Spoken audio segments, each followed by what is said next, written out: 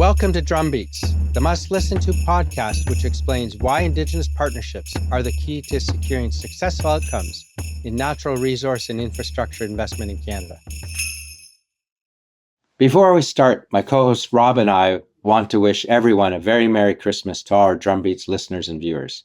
Thank you for being with us throughout the year, whether you've been following us since we started this podcast or just joined us recently. We generally appreciate you taking the time to tune in and listen to us or watch us. Absolutely. Merry Christmas, everyone. Happy holidays. It's been a year of real change in the Canadian Indigenous investment scene, and we've had the privilege of covering a lot of it with you.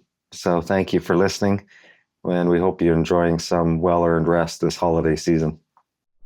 For this episode, we're going to revisit some of the moments, events, and developments that have shaped or influenced the Canadian Indigenous investment landscape this year. We're going to look back at the conversations Mark and I had where we discussed all of this. So let's get into it. So, of course, Rob, we could start with the Leafs' recent victory that I think you happened to see and when Chicago visited, and they made the last 5 minutes of the game very entertaining. But I think we'll go back farther in time, not to 1967 when they last won the Cup, but actually let's go back to the earlier summit we had this year. So in April, we held the second Canadian Indigenous Summit and our first at the London Stock Exchange, just across from St. Paul Cathedral in the heart of the city. And Rob, this was truly a momentous event. It was, wasn't it, Mark? Real highlight of the year. The largest gathering of Canadian Indigenous leaders in the UK ever, as far as we're aware. Well, I think it's also the largest gathering of any Indigenous leaders from Turtle Island, because the last big gathering was, I think, 300 years ago. And of course, a Brant was there as well when the Four Kings came to visit Queen Anne in the late 1600s. That's where we got the name Brant from, that visit of the Four Kings back in 1710. And that's where the family name came from. Yeah, they're Mohawk chiefs and had Mohawk names, Ganyangeha, but were baptized on that visit and given the Anglican and anglicized names Brant. Wow. And so we'll have a quiz at the end of our session. One of those chiefs was the grandfather of Chief Joseph Brant. Absolutely amazing. And as this has come out on Christmas Day, Chief Joseph Brant also did the first translation of the Common Prayer Book into Mohawk. So Christmas must be very special, even more special for the Brants as it is, of course, for all of us who celebrate Christmas. Absolutely. So let's come back to the summit. So there we are at London Stock Exchange, and it was what a room we had. We had sitting chiefs, CEOs of most of the major Indigenous institutions in Canada. We had international partners there exploring opportunities all in one place, speaking directly to those looking to do business in Canada. And I think something's exceptional is the level and the quality of those who attended from Canada and the participants, the delegates from the UK as well. You know, with sitting chiefs, CEOs of major Indigenous institutions and their counterparties all in one room. We've had great feedback throughout the year on that, haven't we, Rob? Absolutely. It was more of an intimate gathering, a couple hundred people, and other activities around the summit going on in London that week. It was a great chance to get some really quality time with these leaders and for them to share with each other. And we've heard over and over how special a time that was. Yes, and even from some of the Canadians have said that what's special about the summit is because they get out of the bubble at home. And when they're over here, of course, they're talking to UK and European institutional and asset managers and others from professional service firms. They're also having a chance to have conversations that they don't necessarily have the time to have back in Canada. Yeah, and I know I'm working on deals right now that had their genesis in that summit. Some of those conversations that sparked some really interesting transactions. Wow. So that's what we hope to see over time, that people will come back and say that conversation started at the Canadian Indigenous Investment Summit in London, because it takes time to build relationships. We've talked about this before. If the perspective is 7 generations, you're not going to do a deal and say, "Hi, how are you? Great, let's sign here and get it done." Right? They've had too much of that in the past, and it's back to traditional values, which is about let's get to know each other first and make sure that there's a meeting of our uh, purpose, for lack of a better word. Yep, yep. And we know most of those leaders have put the 2026 summit in their calendars already. Whether they're speaking or not, they've said they're going to be there. April 8th and 9th. That's it, April 8th and 9th, back at the London Stock Exchange. We'll be very pleased to be there for our second year, and it will be bigger than better than ever. Can't wait. Absolutely. And I think for the investors who are here from London thinking about, in some cases for the first time, hearing about what's happening in Canada directly from Indigenous people. And some of them would have seen court cases, media coverage of protests and those sorts of things, and got the impression before today that Indigenous people are against all development. But I think the messages were pretty clear that generally speaking, Indigenous people in Canada are supportive of all kinds of development when it's done in the right way, when they're involved in a meaningful way, and when they're consulted and respected. And secondly, I think investors were surprised at the number of really exciting opportunities there are right now at this moment in time in Canada within the Indigenous economy. It's not the same Canada of 10 years ago even. Investors who may have been disappointed at not getting some things done in the past, I think were surprised to learn that, one, the law has changed in Canada. The courts have been very supportive of Indigenous rights.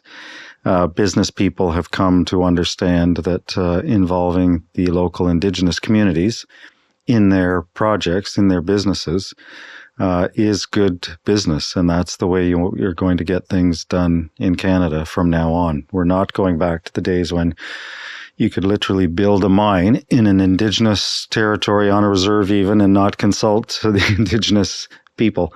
And that happened time after time. But those days are gone. Way gone. And I think that's now, with the environment that we're in, with what's going on again south of the border, that you have to take another look at Canada, because probably if you're in the UK, investor or corporate, and maybe you have a subsidiary over there at the moment, as some of the delegates had. I mean, they were here from the head office, seeing what's going on in one of their key markets.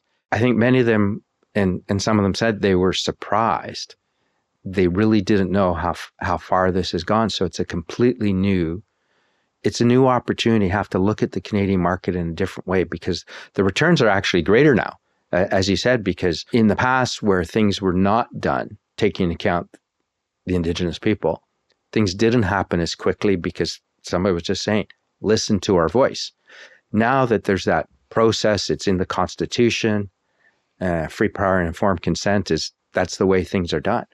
Things will actually get done in a much quicker manner.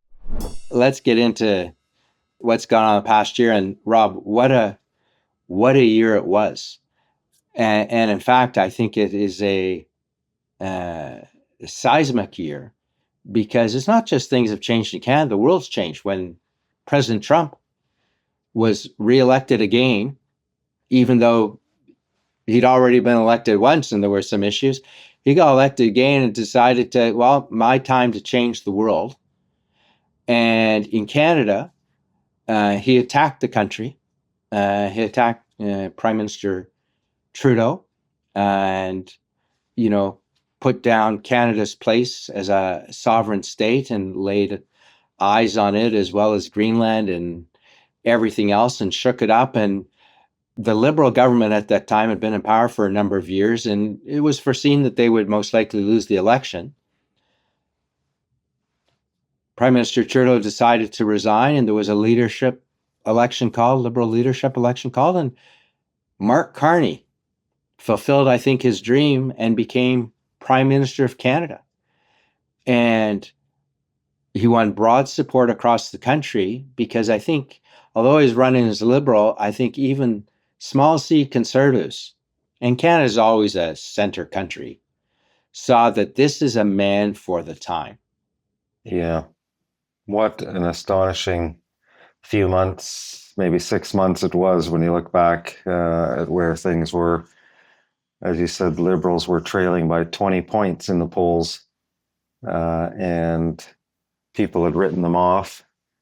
The opposition Conservatives were getting ready, measuring for drapes and picking carpet colors, for ready to move in and take over. And things just flipped around. They ended up, they're now 20 points ahead in the polls, I think. And they won the election, a minority government, but there have been some defections. They're very close to majority now.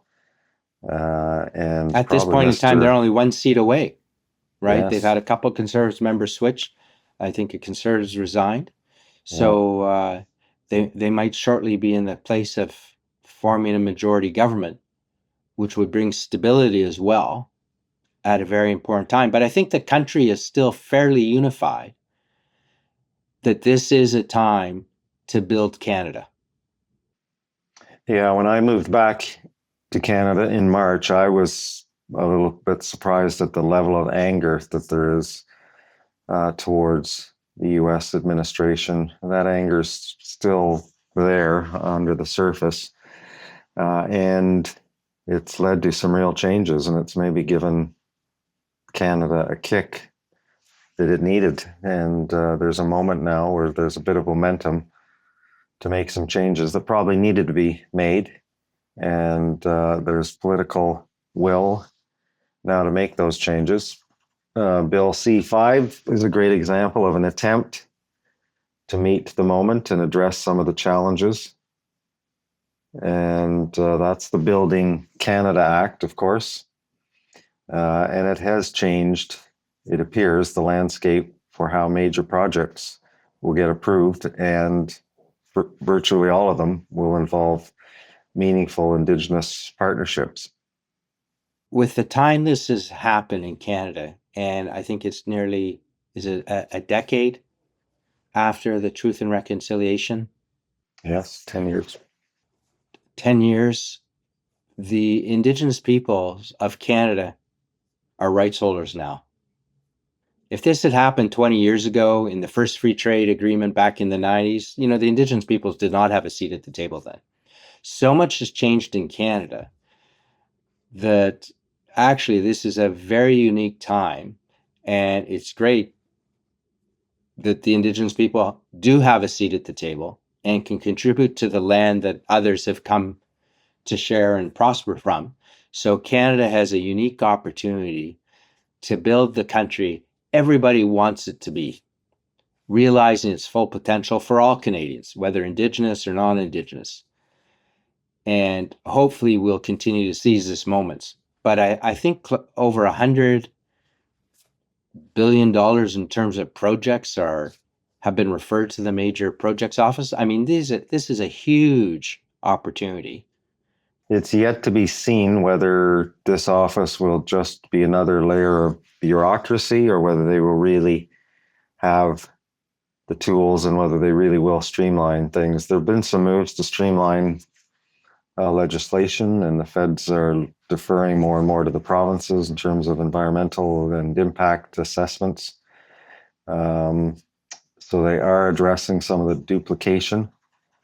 And you're right, so much has changed in Canada. Indigenous people have never, I don't think, had as much leverage and power. The courts are very supportive. The law is more and more supportive. Government policy is supportive, and business is coming to understand the advantages that come with involving Indigenous partners.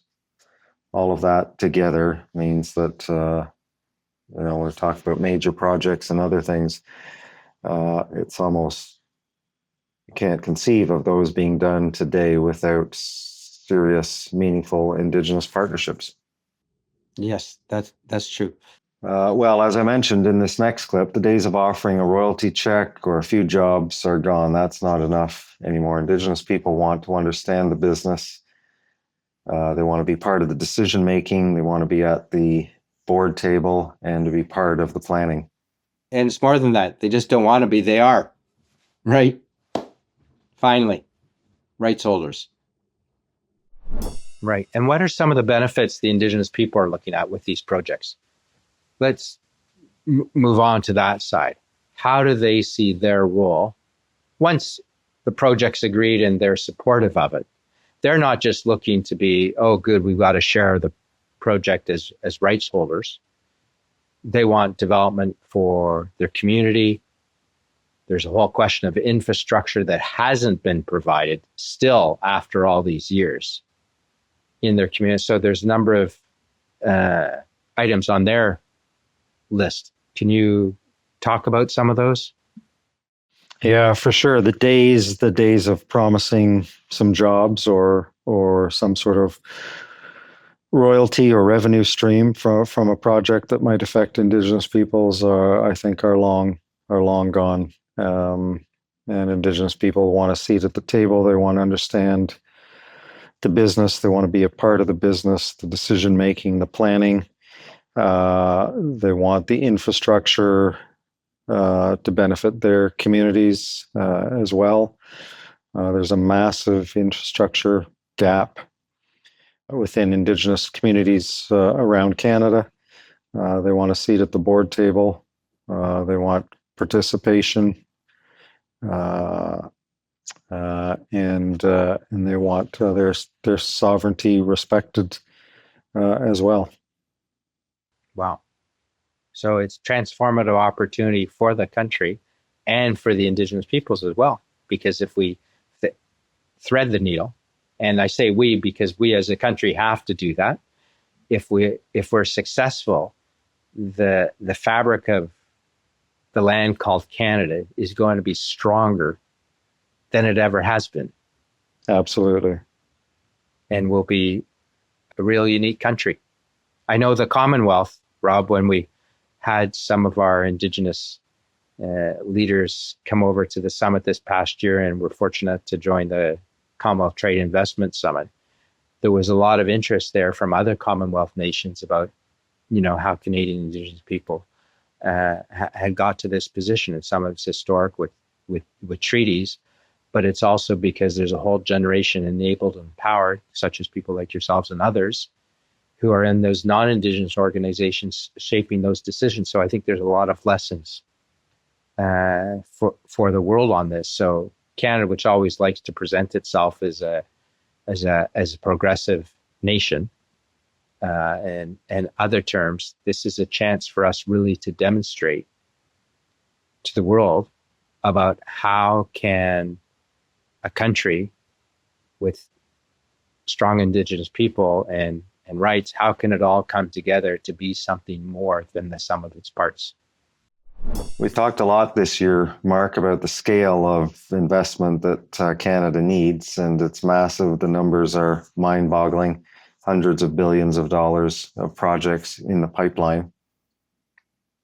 From LNG terminals to nuclear expansion and critical minerals mining, endless major projects. Yes, reinforcing the richness of the natural resources of Canada as a country, the natural resources and other opportunities that the land called Canada offers is huge. But the common thread is that every single one requires meaningful Indigenous partnerships to succeed. Yeah, and that's built right into the legislation. And there are challenges to that legislation. It was rushed. They fast-tracked the fast-track legislation. and there are issues with the way they went about it. But the bottom line is we will test their sincerity about involving Indigenous partners. And I've told clients that they already have so much leverage, Indigenous people, that with or without Bill C5, these projects aren't getting done without Indigenous partners. Yes, and the projects that are getting done now, like Cedar LNG and others, have Indigenous partners, and everybody's talking about how quickly you then get to market. Absolutely. Because I've got a real live case. We're acting for a group in British Columbia called Cool Power, a group of First Nations. And they are the 50-50 partner on the North Coast transmission line, which is one of the major projects in British Columbia, a new transmission line in the north, connecting mines and LNG terminals. In that case, Cool Power, because they're a 50-50 partner, are comfortable foregoing some of the environmental and impact assessment processes. They say, we understand the land better than anybody. We know where the issues are. We don't need to spend 2 or 3 years hiring consultants to tell us what we already know. So let's just get straight to the point and deal with those issues now. They're going to cut 2 or 3 years off the usual timeline. Cool Power is just one example, but also built into the new legislation is the Indigenous Advisory Council, and a council of 10 or so Indigenous, First Nations, Métis, Inuit members who will advise the Major Projects Office and hopefully ensure that the consultation and partnership and involvement, meaningful involvement, is taking place, and hopefully they'll be able to facilitate those Indigenous partnerships. It's an all-star lineup of people who've got a lot of experience in development and economic development generally. yes, great lineup. Interesting, because you have over 600 First Nations, Inuit, and Métis as well in Canada. And what was their view about the IC being set up? Well, there's still a debate within the Indigenous community about this whole fast track process. I was at the Assembly of First Nations national meeting in Winnipeg recently, and even there's debate about whether the concerns about whether fast track process will short circuit consultation rights that Indigenous people have fought hard for over the years. There's a concern that there'll be shortcuts taken and some of those rights lost. And so there are those who want the legislation to be clearer, and they want more explicit consultation and veto rights for these major projects. There are others who want to get on and believe that there's enough leverage now within the existing laws, the constitutional rights, other rights, that major projects within the territories of Indigenous peoples will not be able to be completed without a meaningful involvement of those Indigenous peoples. It's certainly a change, even with all those questions. Given this is Prime Minister Carney's major initiative under his leadership in terms of changing the direction of the economic growth in Canada, not only to continue growing, but also who our trading partners are and diversifying that. There is merit that an Indigenous Advisory Council has been set up at all, because historically, that has never happened. The first continental railway in North America, many of our listeners might not know, is actually the Canadian railway that went coast to coast, was not built with an Indigenous Advisory Council or participation whatsoever. It was there to unite the country, pull in British Columbia to Confederation. And it was a race to get it built against the railway south of the border. So I think that does, at least establishing the IAC says something's changed. And then, of course, later in the year, it took the new Liberal government longer than people had hoped to produce their first budget. But we had that this fall. And again, one of the big issues is dealing with the tariffs in the US and how do we cope and what's Canada's response. And there was reference in the budget to wanting to look for reliable partners. I think that was a dig. You think so? Subtle, not very subtle. Right. But yeah, what happens when your biggest trading relationship becomes unreliable? Absolutely amazing. Who would have ever thought, okay, at this point in time, in 2025, the United States of America would be perceived as an unreliable ally, or certainly not a dependable ally. And nobody wants to wait to find out, is that a true statement or not? But Carney, as you said, and there was a lot of pressure because everybody expected he got elected. He'd been in the office. He took over. He won the election, became prime minister, and everybody expected, okay, there's going to be a summer budget. And there wasn't. It didn't come till the autumn. But, his background is knowing how to run big organizations. He was governor of the Bank of England, Brookfield. He knows what it takes to compete globally. So I think we can look back and say he was obviously putting the game plan in place that he thought the country needs to achieve the vision of remaining part of the liberal democratic order about shared prosperity with people around the world. Yeah, and of course, you and I, Mark, having lived in London for decades, are well aware of the importance of diversifying your trading relationships. But when you have such an enormous economic powerhouse that is the US at your doorstep, it's understandable that you start to focus solely on that relationship. But this was one of the kicks that Canada got, I think, this year. We need to diversify. Yes, well, you're living through a number of traumas. Unfortunately, Rob, you were experienced Brexit here, where the UK chose to leave its closest trading partner. Now you've ended up in Canada, where its closest trading partner said, we want what you got, and if you got anything left, we're going to take it anyway. So, yeah, what do we do? No, not traumatic. I'd say makes life interesting. Okay, and for fun discussions at the pub. That's for sure. That's for sure. I'm glad you're still continuing to go to a pub back in Canada. But this focus on trading partners outside North America. Here's what we said about that. Absolutely. I think it hits for international investors. I think this is probably the number one issue for them that might change their view about investing in Canada, about the likelihood of success in investing in Canada. It's more evidence of the importance of Indigenous peoples and engaging with Indigenous communities.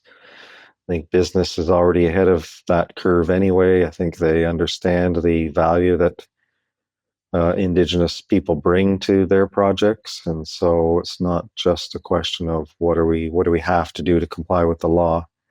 I think more companies are appreciating, if they want a successful project, they need local engagement with the Indigenous people. Yes, so that's kind of, if you're a successful company today or you're working on a project in Canada, you're probably already working with the Indigenous peoples in the community concerned, and you know the importance of that. So this is just, how do you speed up the process, because they already know the way to succeed. And businesses want to succeed long term, right? With the investment in natural resources or hydro or energy or all the defense issues now being discussed, you want to work with good long-term partners. And the Indigenous people have proven that time and time again. So I think for foreign investors, international investors, it remains do what needs to be done. Do your homework, get engaged early, and you will have the best opportunity to succeed. But there will be a budget this autumn. It's been identified. Carney has said that we're going to run a deficit to get a lot of this necessary investment done, which again reinforces Canada has a strong balance sheet. If you look at it and share of debt as percent of GDP, even though there's been a lot of spending in the past few years, Canada still is in a very good position for long-term investments. So if they're made in the right place on infrastructure and natural resources and energy, that's all good for the economy and for investors. Defense investments, we live in troubled times, and defense brings good jobs. Of course, you don't want to have to use it, but if you don't have it, you're going to be in a desperate spot. So I think that's even more positive for foreign investors looking that Canada is finally starting to really be serious about what needs to be done to secure its place, not only in North America, given the southern neighbor, but also its place in the world and make a stronger contribution to NATO, to the Arctic. New icebreakers are coming, have been commissioned, which is all great. So it looks like a lot going on. So as everyone is celebrating Christmas today, we don't want to keep you longer listening to us. But as we wrap up and look back at 2025, I just want to say thank you to everyone who's listened, who's engaged and come along with this journey with us. And Rob, I'll give you the final words. Well, it's a big thank you for me as well, Mark. Really enjoyed the year working with you and C1 and the whole team at Drumbeats. The year has shown us all just how much is possible when the right partnerships come together, and the importance of stepping back, recharging, looking after yourself and those around you is all important. So I'm just wishing everyone a peaceful Christmas, a restful holiday season, and the best for the new year. Yes, absolutely. And we'll be back in the new year. Until then, Merry Christmas. Merry Christmas, everyone.